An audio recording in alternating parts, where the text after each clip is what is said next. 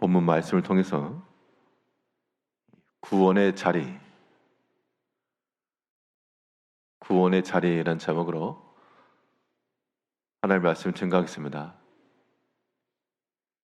기사회생이라는 말이 있는데 죽음에서부터 일어나 삶으로 돌아갔다. 거의 죽을 뻔했는데 다시 살아나는 그런 상황들, 그런 때를 가리킵니다. 우리 믿음의 성도들이 회생할 수 있는 굉장히 곤란하고 곤혹스러운 그런 상황 가운데서 생으로 회복될 수 있는 그러한 기회를 얻는다 그러면 굉장히 복된 겁니다. 우리에게는 하나님의 구원이라고 하는 참으로 믿을 만한 것이 있는데, 근데 그 하나님의 구원이 어떤 자리에서 일어나는가? 우물터에서, 샘터에서 물이 솟아나오는 것처럼 필요한 자들은 다 샘가로 나가는 겁니다. 하나님의 구원이 일어나는 곳이 하나님의 구원의 우물이라 그러면 그 구원이 필요한 자들마다 하나님께서 역사하시는 그 자리로 나아가야 됩니다. 이 구원이라고 하는 것이 어떤 자리에서 어떠한 자에게 또한 베풀어질 것인가? 오늘 본 말씀을 통해 살펴보게 되면 먼저 하나님의 구원이라고 하는 것이 하나님을 향한 간절한 간구 속에서 이루어진다 그랬습니다. 그러므로 우리 성도들의 하나님을 향한 간절함의 간구와 탄원은 우리를 구원할 수 있는 그러한 구원의 포인트가 되는 겁니다. 본문 6절에서 이 곤고한 자가 부르짖음에 여호와께서 들으시고 그의 모든 환난에서 구원하셨도다. 곤고한 자라고 하는 것은 참 가련하고 불쌍하고 힘도 없고 이러한 상태를 가리킵니다. 우리가 다 이러한 가련한 자와 같은 때에 이 상황에서부터 회생하려면, 이 때를 벗어나려면 이 가련한 자 갈 수 있는 유일한 길은 주께 부르짖음에 여호와께서 들으시고 모든 환난에서 구원하셨도다. 하나님을 향해서 간절히 부르짖는 것은 참으로 우리가 처한 곤고하고 어려운 상황 가운데서 벗어날 수 있는 유일한 길입니다. 성도들이 기도하면 하나님이 들으신다 그랬습니다. 하나님이 들으시고 하나님이 듣고 계신다라고 하는 그 믿음 안에서 우리의 상황을 다 아뢰고 또한 필요를 구하며 하나님의 도우심의 손길을 구하는 것, 이것은 목마른 자가 우물가로 나가 그 물을 떠올리는 것과도 같은 겁니다. 다윗은 그에 처했던 모든 상황 가운데서 그가 하나님을 지극히 사랑하고 또 하나님께서는 그에게 기름을 부어 왕을 삼으셨고 하나님을 향한 그러한 충성된 마음이 있었지만, 그러나 다윗의 현 시점은 사울에게도 쫓김받고 자기 몸이 을탁하였던 그러한 아비멜렉 왕으로부터도 왕은 그를 총했으나 그 주위에 있던 신하들이 그를 의심하고 또한 그를 공격하는 바람에 다윗이 여기도 있을 곳이 못 된다. 그래서 미친 척 연기를 하여 다시 도망 나온 그런 과정입니다. 연기를 했다.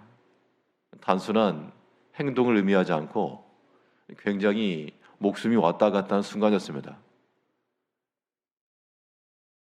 그 모든 주변의 사람들이 그를 의심하고 죽이려고 하는 목적을 가지고 나왔기 때문에 다윗은 그때에도 참으로 타는 목마름으로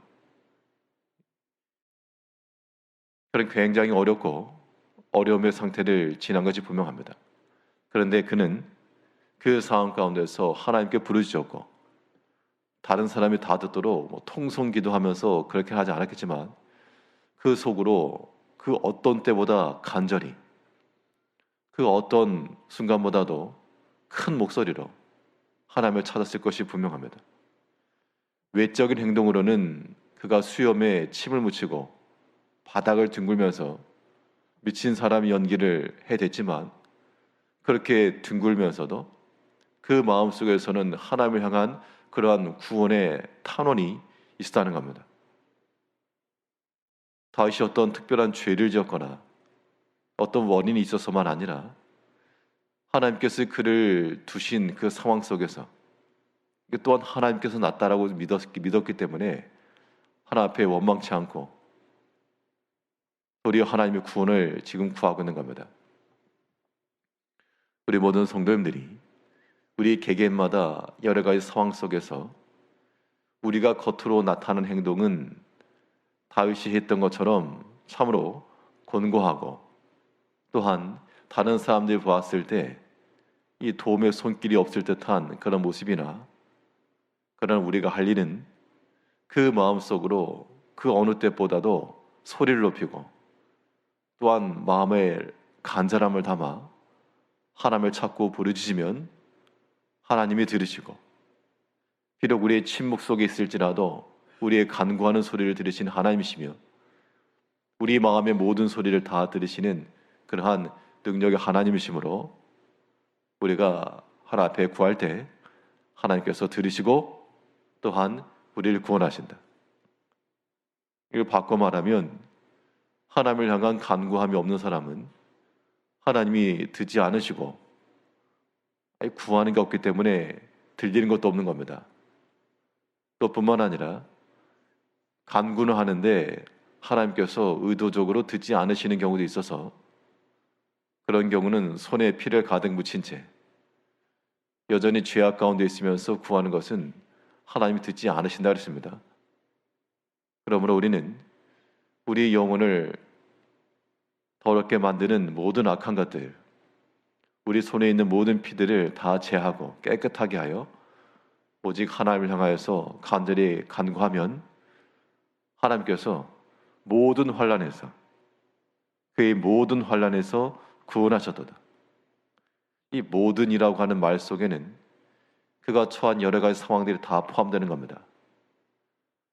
다윗이 사람으로부터 받았던 환난이나 혹은 광야 가운데 처하면서 피할 곳이 없어서 바위 틈 속에 숨어 들어가던 그런 환난이나 또 먹을 것이 없어서 여기저기 돌아보면서 어떻게 끼니를 해결할까 여러 가지 환난들이 많이 있었을 것인데 그 모든 환난에서 하나님께서 구원하신다. 답은 분명하므로 이제 우리의 마음을 담아서 하나님이 구원하시고 또한 도와주시기를 간절히 바라는 마음으로 구하는 자들, 그들은 기사회생의 때를 얻고 또한 하나님의 구원하심에 이를 수 있는 겁니다. 그 구원한 자리로 우리가 이동해야 됩니다. 뿐만 아니라 하나님의 구원이라고 하는 것이 어떤 자들에게 일어나는가? 내가 간절히 간구하고 도와달라고 요청해서 구원받는 것도 우리에게 유익한 것이지만 반대로요. 우리가 특별히 구원을 요청하지 않아도 하나님이 먼저 나서서 우리를 도와주신다 그러면 이건 더 좋은 겁니다. 수동 작업이 아니라 자동으로 하나님의 구원이라고 하는 것이 자동으로 이루어질 수 있도록 그런 시스템을 갖춘다 그러면 이건 뭐 더 유익한 일일 것인데 오늘 본문에서 말하는 바는 하나님의 구원이 일어날 수 있는 자동화 시스템이 있어서 그것은 곧 하나님을 경외함이라 그랬습니다. 하나님을 경외하는 자들은 그들이 특별히 무엇인가 구원을 요청하지 않아도 하나님께서 먼저 그들을 찾아오셔서 그들을 지키시고 보호하시며 구원하실 것을 말씀하고 있습니다. 7절에서는 여호와의 천사가 주를 경외하는 자를 둘러 진치고 그들을 건지시는도다. 우리의 간절함의 간구와 탄원이 하나님께 상달되고 또 그로 인하여 하나님이 도우시는 것은 우리 성도들의 구원을 받는 길이요.